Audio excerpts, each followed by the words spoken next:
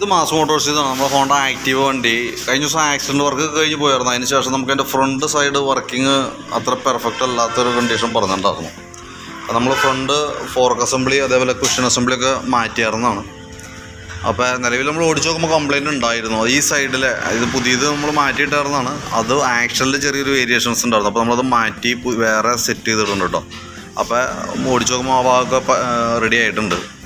പിന്നെ അത് കൂടാതെ കൊണ്ട് നമുക്ക് അതിൻ്റെ പെട്രോൾ ലീക്ക്, പെട്രോളിൻ്റെ സ്മെല്ലിൻ്റെ കേസ് പറഞ്ഞിട്ടുണ്ടായി. അപ്പോൾ നമ്മളത് ടാങ്കിൻ്റെ ഭാഗം നമ്മൾ നോക്കുന്ന സമയത്ത് ടാങ്കിൻ്റെ പെട്രോൾ ടാപ്പ് കൊണ്ട ഭാഗത്ത് നമ്മൾ ലീക്കാറുന്നത് ഈ സൈഡിൽ നിന്ന്.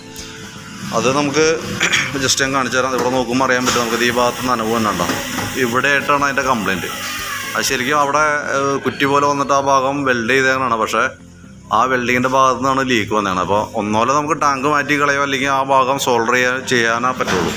അപ്പോൾ ടാങ്ക് മാറ്റേണ്ട ആവശ്യമില്ല, വേറെ പ്രോബ്ലം ഒന്നും ഇല്ലാത്തത് കൊണ്ട് തന്നെ നമുക്ക് റേഡിയേറ്റർ വെൽഡിങ്, അതായത് EM വെച്ചിട്ട് ഈ സൈഡ് നമുക്ക് അടയ്ക്കാവുന്നുള്ളൂ.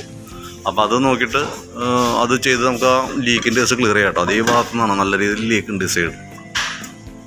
അപ്പോൾ നല്ലവണ്ണം പെട്രോൾ പോയിക്കൊണ്ടിരിക്കുകയായിരുന്നു. അപ്പോൾ അത് നമുക്ക് ക്ലിയർ ചെയ്യാം കേട്ടോ. ഓക്കെ.